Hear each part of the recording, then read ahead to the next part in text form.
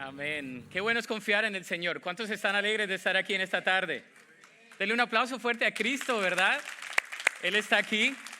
¿Qué tal si comenzamos orando para que el Espíritu Santo hable a nuestra mente, a nuestro corazón? ¿Cuántos vinieron con una carga, con necesidad de escuchar del Señor? Amén. Vamos a orar. Señor, en esta oportunidad te damos gracias por tu presencia. Señor, no pedimos estar en tu presencia porque ya estamos en tu presencia. Hemos estado en tu presencia a través de la alabanza, de la adoración, a través de la oración, a través del estudio de tu palabra. Pero ahora, Señor, pedimos que a través de la palabra expuesta, Señor, seas hablando a la necesidad de cada uno de nosotros. Abre nuestra mente, abre nuestro corazón, Señor, para que allí solamente tú hables esa palabra precisa e indicada que tienes para cada uno de nosotros el día de hoy. Lo pedimos en acción de gracias en el nombre de Cristo Jesús. Amén y amén.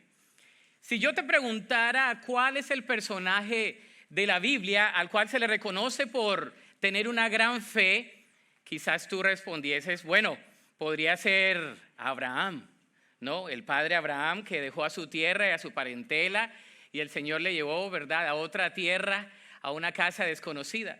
O probablemente responderías que fue uno de los personajes del Antiguo Testamento como Daniel, ¿no? En el foso de los leones, ¿se acuerda? A Daniel que oró y el Señor lo rescató. Probablemente también Elías, el hombre que estuvo al frente de los profetas de Baal y el Señor le dio una gran victoria, hizo descender fuego del cielo y después agua del cielo. ¡Qué bendición!, ¿no? O probablemente Esther, la mujer que el Señor, Hadasa, que el Señor después la usó en un certamen que yo le llamo el certamen de belleza en la Biblia, ahí, ¿verdad? Y llega el momento preciso donde ella tiene que presentarse ante el rey y ella le dice, si perezco pues, que perezca. Y nos vamos al Nuevo Testamento y probablemente usted me puede decir, bueno, pastor, Pedro caminó en el agua, pero hasta que miró hacia abajo y comenzó a caerse, ¿se acuerda? O probablemente usted puede pensar en el apóstol Pablo, donde el Señor lo usó para plantar tantas iglesias y donde el Señor le mostró a él una de las insignias más grandes para la vida. El Señor se perfecciona en nuestra debilidad.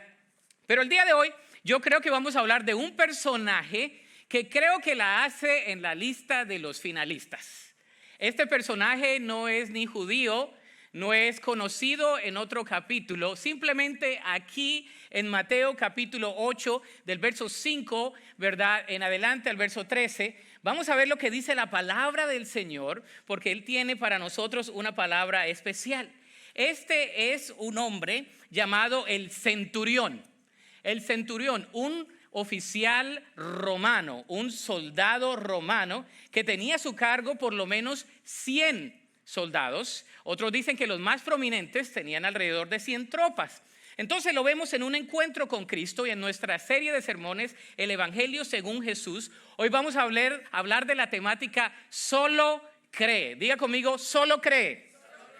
Para eso vamos a ver lo que dice la palabra del Señor. ¿Están listos? Bueno, vamos ahí.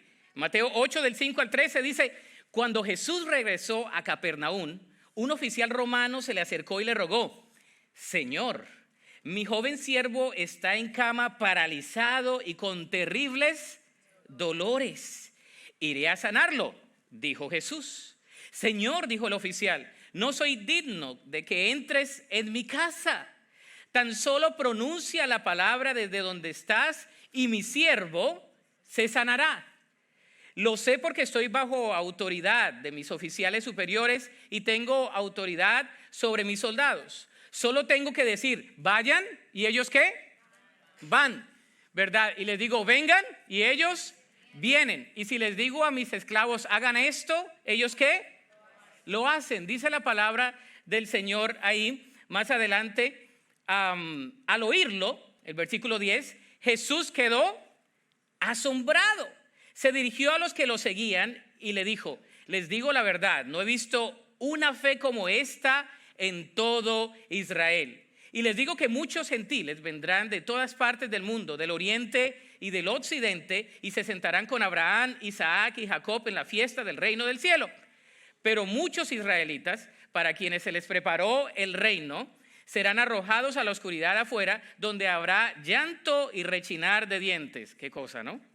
Entonces Jesús le dijo al oficial romano: vuelve a tu casa, debido a que creíste ha sucedido. Y el joven siervo quedó sano en esa misma hora. Que Dios bendiga su palabra. Amén. El Señor Jesús viene hablando del Sermón del Monte. Él viene a exponer el Sermón del Monte en la montaña. El capítulo 6 y 7, 5, 6 y 7 de Mateo nos habla del Sermón del Monte, aquellos principios, aquel sermón que el Señor dio, preciosísimo. Sin embargo, va bajando, va descendiendo y va llegando a su territorio. Yo diría, como dicen en inglés, a sus headquarters, ¿verdad? A sus oficinas centrales. Y llega a Capernaum. Y cuando llega a Capernaum, viene con toda la manada de gente que viene detrás de él, no solamente porque creían, porque muchos no creyeron en él. Algunos veían que él tenía poder, entonces querían sanidad. Otros querían saber si verdaderamente era el Mesías. Otros venían por chismosos, pero otros venían porque verdaderamente querían escuchar a este maestro rabino que tenía poder del Altísimo.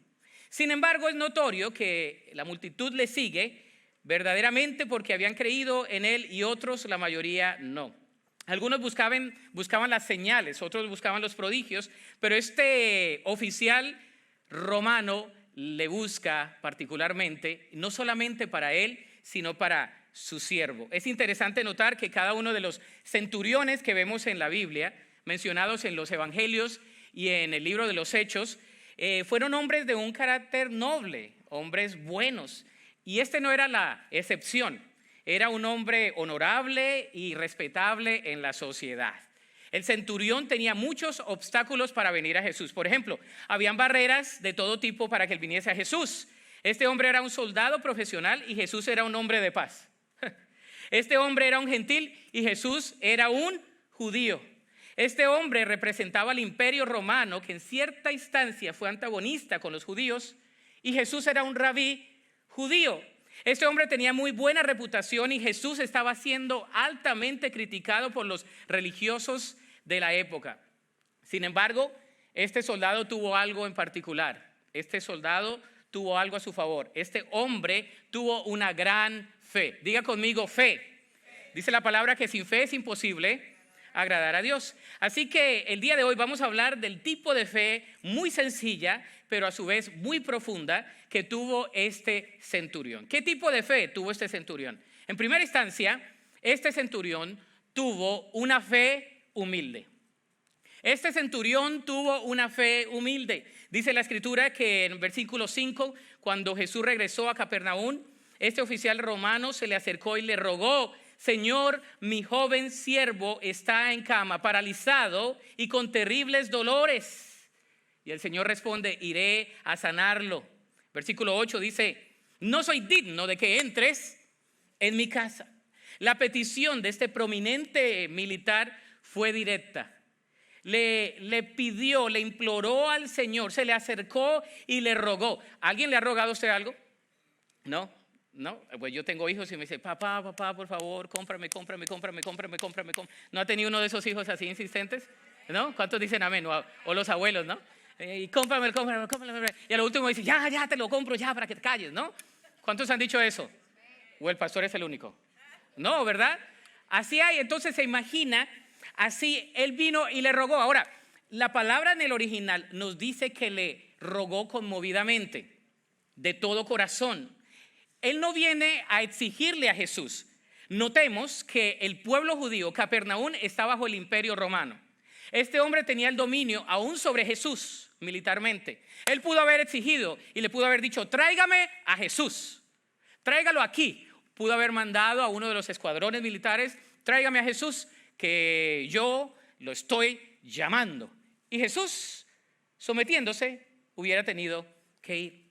Pero este hombre fue humilde. Y la humildad es característica de los grandes. La humildad es característica de los grandes. Se lo repito, la humildad es característica de los grandes. Este hombre, su grandeza no dependía de su posición, de su dinero o de su poder sociopolítico y sociocultural. Su grandeza provenía de un corazón humilde.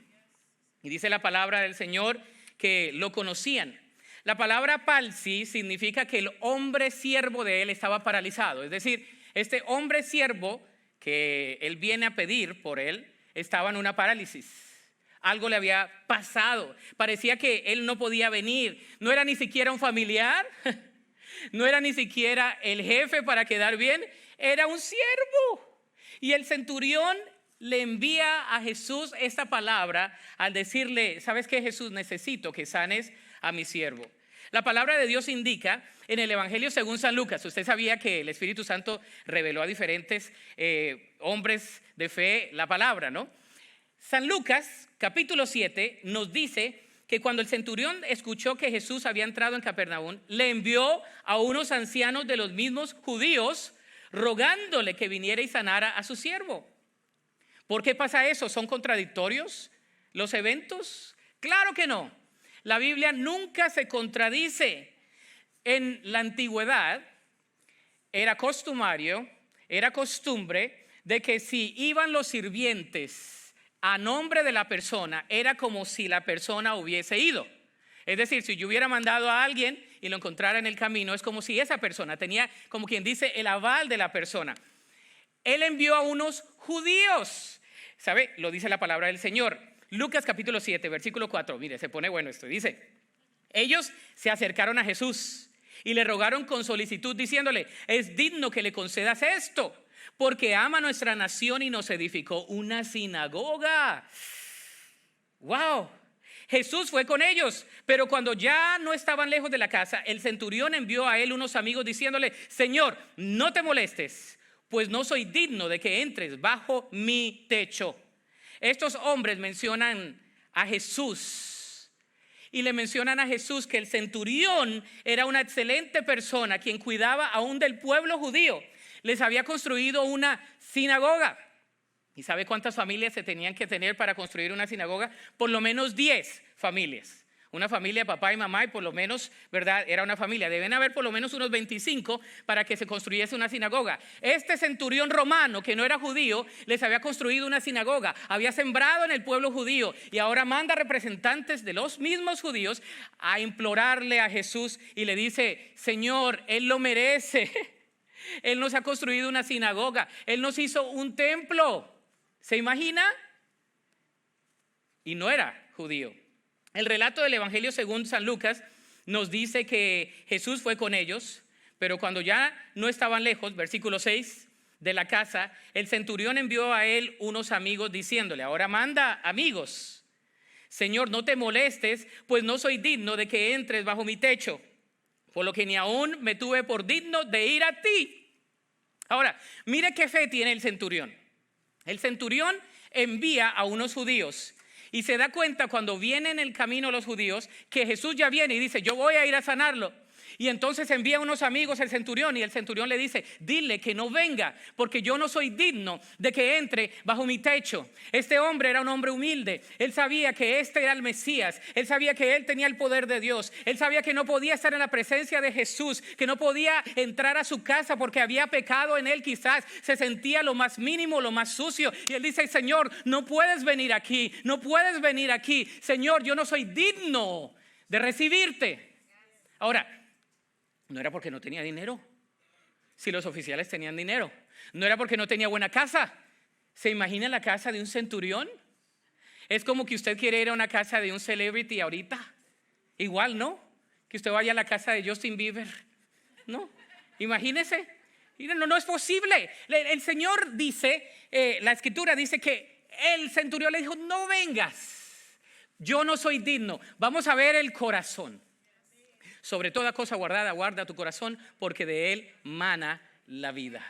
Y la palabra de Dios dice aquí explícitamente que este hombre tuvo favor delante de Jesús. Mostró una actitud de humillación. El hecho de que él pensara que no era digno para dejar que Jesús entrara a su casa es algo loable. Siendo una persona de influencia, con posesiones y buena reputación, aún así él pensaba que no podía que Jesús entrase a su casa. Yo no soy digno. ¿De qué manera entramos a la presencia de Dios? Porque muchas veces nosotros exigimos en la presencia de Dios: Señor, es que yo digo. Este hombre no tenía ego, este hombre vino con un corazón humilde. El Salmo 138:6 dice, aunque el Señor es grande, se ocupa de los humildes, pero se mantiene distante de los orgullosos. ¿Usted quiere estar cerca de Dios? No sea orgulloso, no sea orgullosa. ¿Usted quiere que el Señor no sea distante de usted? La palabra lo dice explícitamente. En ese contexto de la palabra, el Señor quiere que tengamos un corazón humilde. Cuando somos humildes, reconocemos que no podemos solos y necesitamos de otros y sobre todo necesitamos de Dios. El hecho que tú estés el día de hoy aquí, el hecho que nos estés mirando en línea, el hecho de que nos estés escuchando por la radio, el Señor el día de hoy se place con corazones humildes que reconocen que necesitan de Él. Todos los días debemos decirle, Señor, yo no soy digno. Es a través de Cristo Jesús. Es a través de Cristo Jesús. Pero ¿qué más vemos en la fe de este centurión? Segundo, una fe que cree en la palabra y en el poder de Dios. Le digo que se va poniendo mejor.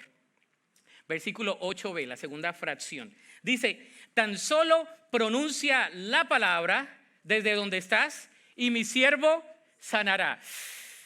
Tan solo pronuncia la palabra desde donde estás y mi siervo sanará. Este hombre creyó en la palabra de Jesús y en su poder. Él no tenía duda del poder de Jesús y no titubeó en pedirle que solo pronunciara la palabra y su criado sanaría. La palabra en el original da una idea de pronunciar un decreto, como se hacía en aquel entonces.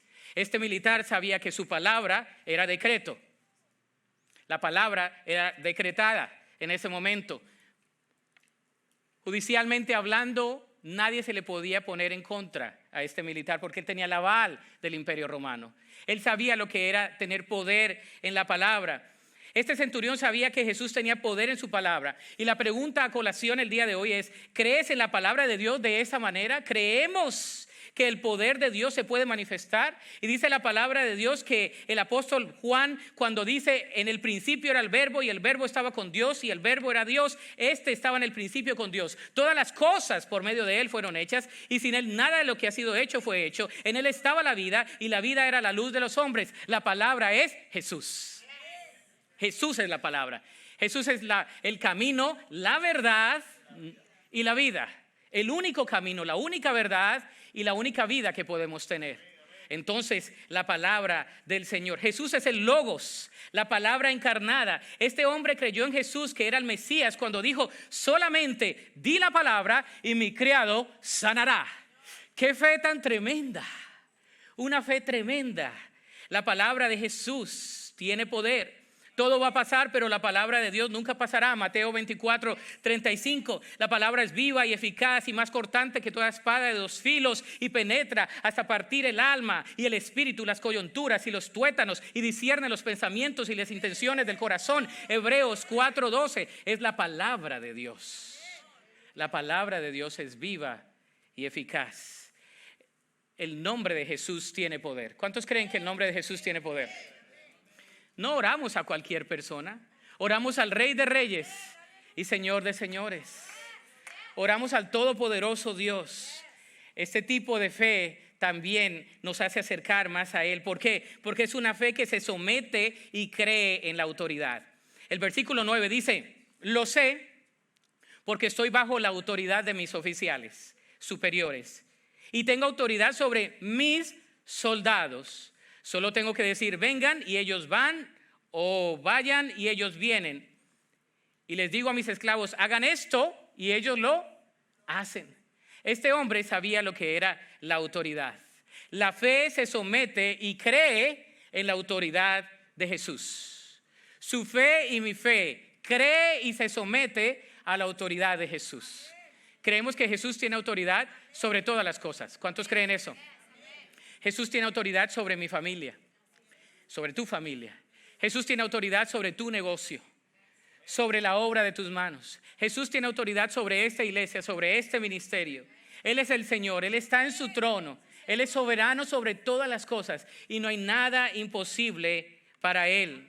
Una fe que se somete y cree en la autoridad. Vengan y ellos vienen. Y les digo a mis esclavos, hagan esto y lo hacen. Una clave es la siguiente: solo aquellos que están bajo autoridad tienen el derecho de ejercitar la autoridad. Se lo vuelvo a repetir. Solo aquellos que están bajo autoridad tienen el derecho de ejercitar autoridad. Por eso hay personas que no les gusta someterse. ¿Ha conocido usted a alguien? No mire el de al lado, por favor. Siempre están afuera. Aquí no hay ninguno, ¿no? Es en otro lugar. Pero hay personas que tienen problemas con la sumisión, porque la sumisión va relacionada con el orgullo, de que yo puedo hacer las cosas, yo no me tengo que someter a nadie, yo no tengo que aprender de nadie. Hay personas que dicen, yo no tengo por qué aprender. ¿Cómo que no? Estamos creciendo a la estatura de la plenitud de Cristo. Todos los días estamos aprendiendo. No importa la edad que tengamos, no importa si crecimos en la iglesia como yo. Mi cuna la llevaron al cunero, después la donaron. Yo crecí en la iglesia, no sé cuántos sermones he escuchado en mis 40 años, no sé cuántos sermones haya escuchado yo, muchos, pero eso no me hace más, eso no me hace de que yo no puedo aprender más. Hay personas que llevan en la iglesia muchos años y no han aprendido. ¿Por qué? Porque no tienen un espíritu de humildad. Porque no dicen, Señor, enséñame a través de tu palabra. Señor, muéstrame a través de tu palabra. Yo quiero crecer a través de tu palabra. Señor, capacítame, moldéame, cámbiame. ¿Cuántos creen eso? Bueno, él sabe que Jesús tiene una autoridad y aún sobre las enfermedades. ¿Se imagina que este hombre ni era judío, no conocía la ley, aunque había escuchado de la ley, y tiene la fe que muchos judíos no tenían? Este hombre sabía que Jesús tenía autoridad sobre la enfermedad, porque dice, solamente di la palabra y mi criado sanará. ¿Cuántos creemos en el poder así del Señor? Que venimos a Él con la fe diciendo, Señor, tú tienes el poder para cambiar eso. Señor, tú cuando dices la palabra es sí, cuando dices sí, cuando es no, pero tu palabra tiene poder. Cielo y tierra pasarán, pero su palabra nunca pasará. Es la palabra del Señor. Si Él lo ha dicho, tenemos que creerlo. ¿Cómo se sabe en este episodio? Bueno, simplemente porque Él tiene autoridad y le otorga autoridad suprema a Jesús sobre su vida y esta situación que está pasando. Ahora, el concepto de autoridad, yo quiero que medites conmigo, porque a veces vamos en el relato y no meditamos. Este hombre reconocía que Jesús tenía autoridad sobre él, sobre su circunstancia y sobre la circunstancia de su siervo, que ni siquiera estaba con él. Él reconocía que Jesús tenía autoridad sobre su vida. ¿Creemos nosotros que Jesús es nuestro Señor? Porque hay una diferencia. A muchas personas les gusta recibir a Jesús como Salvador, porque si usted dice a una persona, usted se quiere ir al infierno, la persona dice, yo no me quiero ir al infierno. La mayor parte de personas, yo he ido a los hospitales y hago visitas, nadie se quiere ir al infierno. La mayoría se quieren ir al cielo, ¿no? Pero usted le pregunta a una persona, ¿usted quiere al Señor a Jesús como Señor? Y la persona dice, ¿qué es eso? Que gobierne en su vida. Ahí ella dice como que no. Como que yo quiero seguir haciendo lo que yo quiero. Como que yo no quiero que gobierne mi corazón. Como que yo no quiero que gobierne mis actos, mis pensamientos. Eso es diferente. Este oficial que ni siquiera tenía todo el bagaje del pueblo de Israel y todas las maravillas que el Señor había hecho con el pueblo de Israel, toda esa historia, este militar reconoció, como la otra mujer de la semana pasada, reconoció que Jesús era el Mesías, reconoció que era el Señor de la creación, que era el Señor del imperio, que era el Señor de la sociedad, que era el Señor de su mando, que era el Señor de su vida y que era el Señor de su siervo, y que con solamente decir la palabra su criado podía sanar. ¿Creemos en la palabra de Dios así? Yo creo en la palabra del Señor. El Señor puede sanarnos a nosotros. En Mateo 5:16 dice, Jesús dice que las personas verán las buenas obras y glorificarán a Dios. ¿Lo crees? Eso dijo Jesús antes. Mateo 6:4 dice que Dios recompensará en público lo que haces en secreto. ¿Lo crees? Mateo 6:8, eso es lo que viene diciendo Jesús en el Sermón del Monte antes, versículos antes. Dice que Dios conoce todo lo que necesitamos antes de que nosotros se lo pidamos. ¿Lo crees? Mateo 6:31, promete proveerte comida y ropa, cuidarte. Lo creemos el día de hoy. Mateo 7:7, Jesús promete escuchar todas nuestras peticiones. Son promesas de Dios. Cuando Dios promete, Él cumple. Él cumple. Cuando Él promete, Él cumple. Hay tantas promesas en la palabra de Dios que se hacen realidad solo con apropiarnos y creer en ellas. Una de esas promesas que no dependen de nosotros. Es la promesa en Mateo 28:20, donde dice, y yo estaré con vosotros, después del gran mandamiento, ¿verdad? De la gran comisión. El Señor dice, yo estaré con vosotros todos los días, hasta el final de vuestras vidas. El Señor está con nosotros. Jesús está aquí. ¿Usted no cree que Jesús está aquí? El Espíritu de Dios está aquí. Hay tantas promesas en la palabra de Dios que se hacen realidad con solo apropiarnos de ellas. ¿Crees de la misma manera? ¿Nos sometemos bajo la autoridad de la misma manera que este centurión? ¿Pero qué tipo de fe es esta? Bueno, otra característica, una fe asombrosa. Diga conmigo, asombrosa. Versículo 10 dice, al oírlo, Jesús quedó asombrado. Y cualquier traducción que leas, hay otra traducción que dice atónito, perplejo. Imagínense, la fe de este centurión, supuestamente, entre comillas, incrédulo, asombró a Jesús. ¿Quieres asombrar a Jesús? A veces lo asombramos por otras cosas. ¿Sabes? Aquí, solo 2 veces en los evangelios se registra que Jesús se maravilló. Hay otra traducción que dice marvel, maravilló. Jesús se maravilló. 2 veces nada más. En Marcos capítulo 6:6, donde dijo que él se maravilló de la incredulidad de los judíos. Se usa la misma palabra en el original. Él se maravilló de la incredulidad de los judíos, pero aquí se maravilló de la fe de este centurión. Se asombró porque este hombre, aunque no tenía el bagaje histórico sociocultural para poder tener una fe arraigada en el pueblo judío, él tuvo la fe en ese momento y se asombró, se maravilló, quedó atónito porque este hombre le creyó a él. Cualquier traducción que leas te va a dar la connotación de que Jesús quedó maravillado. ¿Y cuántos de nosotros podemos decir eso? Señor, yo te creo, solamente di la palabra y esta situación pasará. Pero a veces oramos y tenemos de todo menos fe, ¿no? Hay personas que le tienen fe a todo menos al Señor. Es que voy a comprar esa medicina, cómprela, si se la manda el doctor no hay problema, pero tiene fe. ¿Tiene fe de que su situación va a cambiar? ¿Tiene fe de que su matrimonio se va a restaurar? ¿De que su familia va a estar mejor? ¿De que su circunstancia va a estar mejor? ¿Verdaderamente le cree al Señor? No se necesita saber sino creer.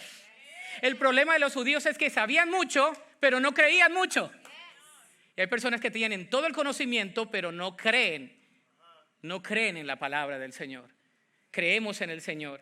El Evangelio según San Mateo lo registra 2 veces. El milagro aquí es la fe de este centurión.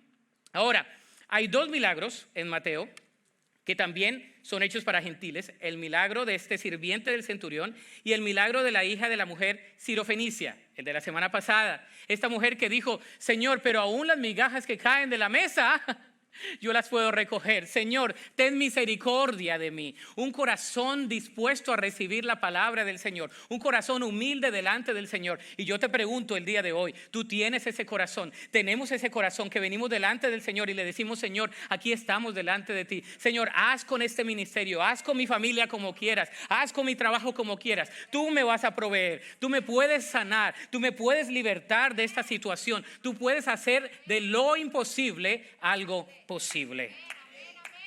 El Señor Jesús les está dando una lección a los mismos judíos quienes han presenciado el poder de Dios. Fíjese lo que dice. Pasa la atención Jesús. Y dice el versículo 10, dice, les digo la verdad, no he visto una fe como esta en todo Israel.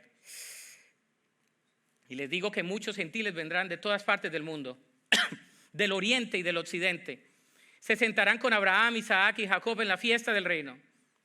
Pero muchos israelitas, para quienes se preparó el reino, serán arrojados a la oscuridad de afuera, donde habrá llanto y crujir, rechinar de dientes.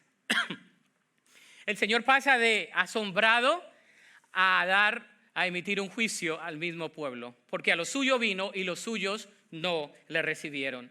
Dice la palabra de Dios que los gentiles iban a venir literalmente de Capernaum, estaban presenciando algo maravilloso. Aquí se está conectando con la promesa del Mesías, que no sería solo para un pueblo de Israel, pero sería para todas las naciones de la tierra. la promesa hecha a Abraham: en ti serán benditas todas las naciones de la tierra. Génesis 12:3. En ti serán benditas todas las naciones de la tierra. Todos los latinos, todos los asiáticos, todos los anglos, todos los europeos, ¿verdad? Todos los africanos, todos los australianos, no sé qué me falta, todos los que son de la India. Todos en ti serán benditas todas las naciones de la tierra. A lo suyo vino y los suyos no le recibieron. Pero también esta fe fue una fe que recibe lo imposible. Versículo 13, fíjese lo que dice el versículo 13. Entonces Jesús le dijo al oficial romano: vuelve a tu casa. Debido a que creíste, ha sucedido. Y el joven siervo quedó sano esa misma hora. El joven siervo quedó ¿qué? Dice quedó medio sano. Fue progresivo.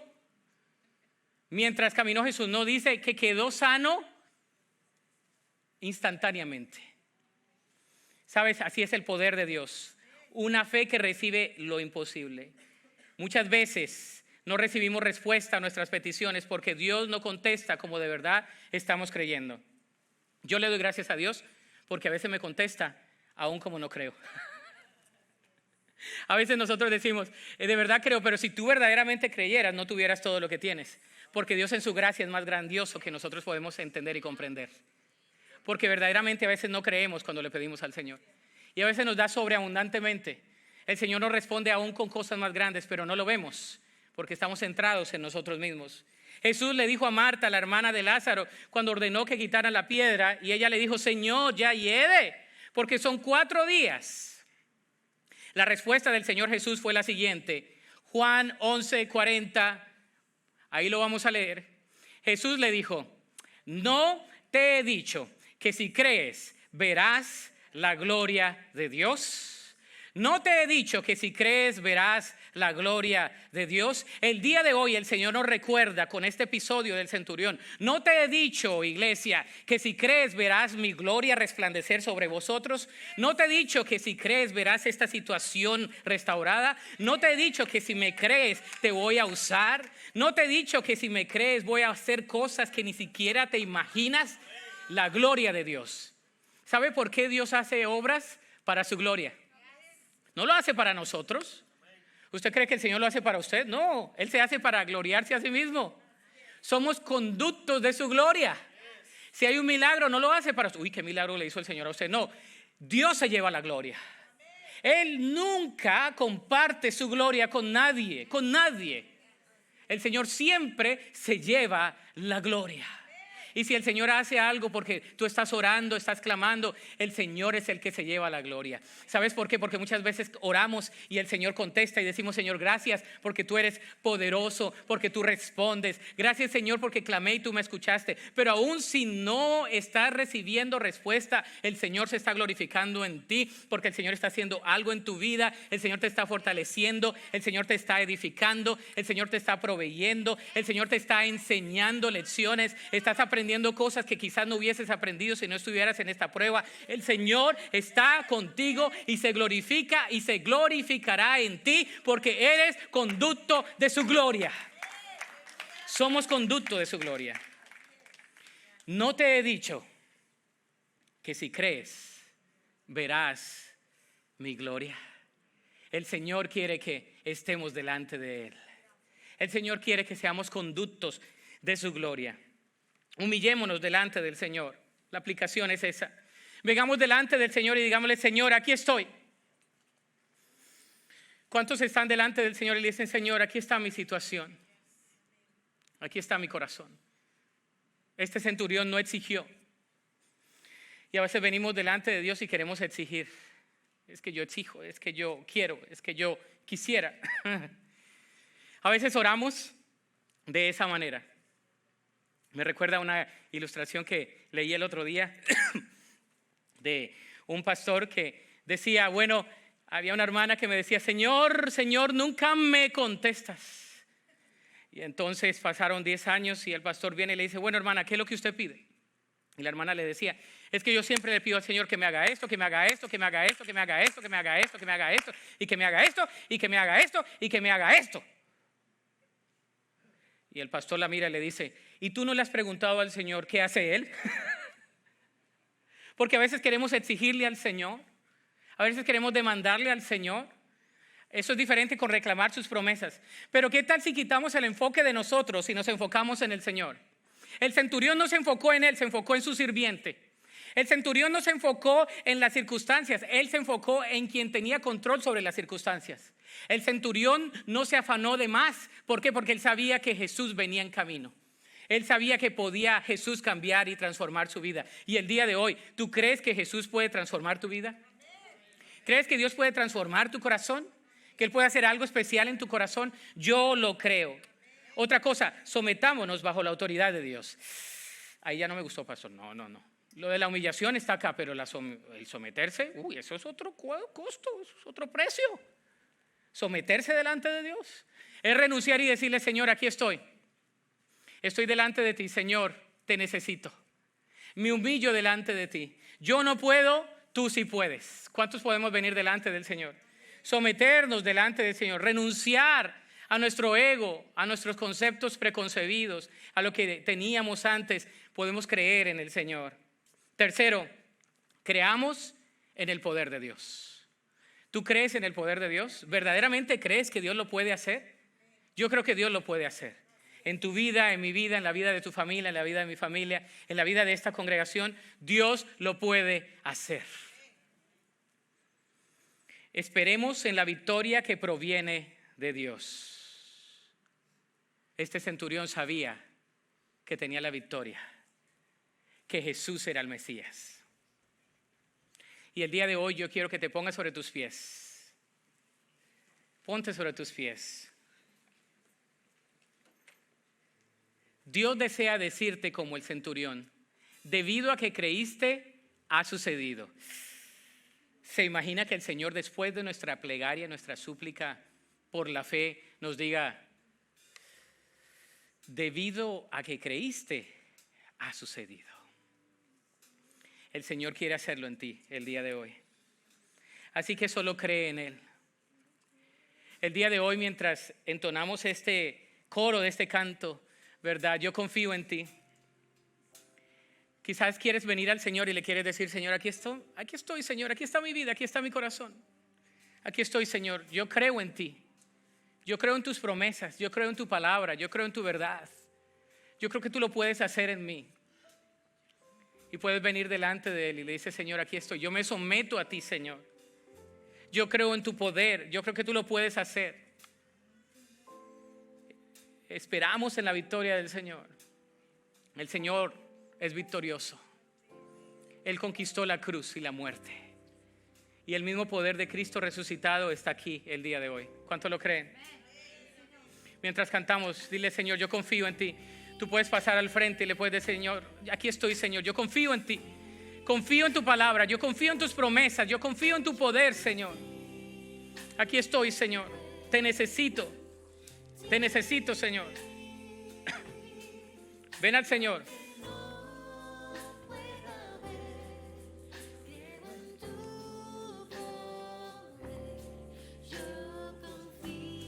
Dile al Señor, yo confío en ti, Señor. Díselo una vez más. Señor, yo confío en ti, oh Dios. Yo confío, Señor, en ti. Díselo, Señor. Yo confío solamente en ti, Señor. Aunque mis ojos no lo puedan ver, yo confío, Señor, en ti. Yo creo en tu poder. Yo solamente confío en ti, Señor.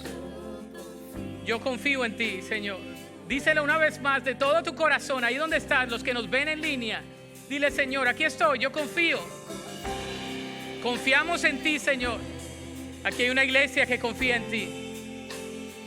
Aquí hay un ministerio que confía en ti, que confía en tu poder, confía en tus promesas.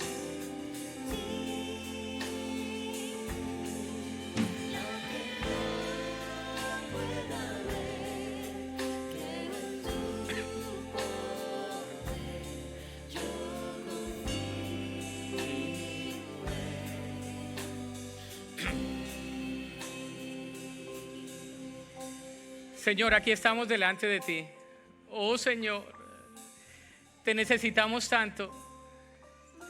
Oh Señor, así como el centurión envió a sus amigos, envió a sus representantes y no se sintió digno de que Jesús viniese a su casa. El día de hoy no nos sentimos dignos de estar delante de ti. Nos postramos delante de ti y te decimos, Señor, nos humillamos delante de ti. Nos humillamos, oh Dios, para que tú obres en nuestras vidas. Nos humillamos, Señor, para que tú obres en nuestro corazón. Nos humillamos, Señor, para que tú obres en nuestro ser. Aquí estamos, Señor. Obra con tu poder, Señor. Obra con tu presencia. Obra, Señor. Señor, te doy gracias. Dile, Señor, te doy gracias por mi circunstancia. Te doy gracias, Señor, porque yo sé que estás obrando en mi vida. Te doy gracias, Señor, porque yo sé que tu poder se perfecciona en mi debilidad. Te doy gracias, Señor, porque tú me sanas, porque tú me sustentas, porque tú me libertas, porque tú me levantas el ánimo. Señor, porque tú estás aquí. Tú eres mi roca, tú eres mi redentor, tú eres mi libertador. Señor, tú eres mi salvador. Señor, tú eres quien levantas mi cabeza. Señor, tú eres quien me das el ánimo. Tú eres quien, Señor, me coronas de favores y misericordias. Tú eres quien fortalece mi vida. Señor, tú eres quien llena mi vida de fuerza. Oh, Señor, me fortalezco en ti y en el poder de tu fuerza. Me fortalezco en ti, Señor, y en el poder de tu palabra. Oh Dios, tu palabra tiene promesas. Tu palabra dice, Señor, que tú provees, Señor. Tú eres Jehová Jireh, Señor. Tú eres, Señor, quien levanta nuestra vida. Tú eres, Señor, quien responde. Tú eres un Dios poderoso.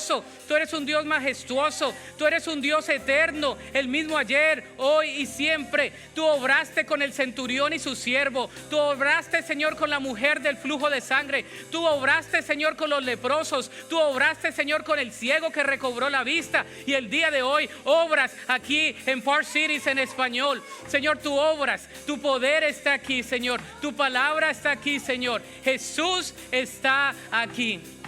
Y confesamos el nombre de Jesús. Reclamamos las promesas de sanidad, las promesas de libertad, las promesas de bendición, las promesas de prosperidad integral en nuestra vida física, emocional y espiritual. Señor, confesamos tu palabra, Señor. Es tu palabra, es tu promesa, es tu poder, Señor. Es tu presencia en la que estamos, oh Dios. Y te damos gracias, Señor. Siempre has sido fiel. Dile al Señor, cántale, Señor. Cántale al Señor, dile, Señor, Cristo. Dile, Cristo. Dile, Señor. Cuando haya tempestad, tu nombre invocaré, Señor. Dile, Señor, Cristo. Dile, Cristo. Tú siempre has sido fiel, Señor.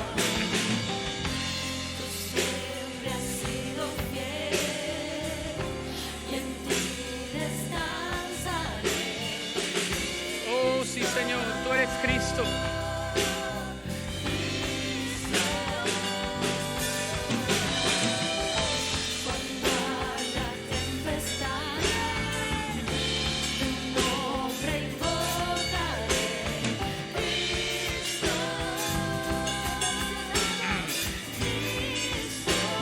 Tú siempre has sido fiel.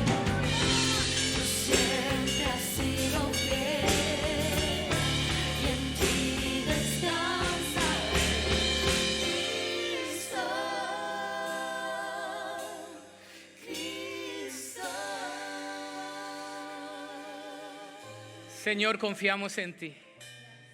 Señor, esta iglesia confía en ti. Te damos gracias, Señor, por tu presencia. Y te damos gracias, Señor, por tu poder aquí. Te damos gracias, Señor, porque tú estás aquí, Señor. Y te damos gracias, Señor, porque sabemos, oh Dios, que cuando tú nos escuchas, tú respondes. Y sabemos que hay poder en el nombre de Jesús. Y el pueblo dice... Amén. Dele un aplauso fuerte a Cristo.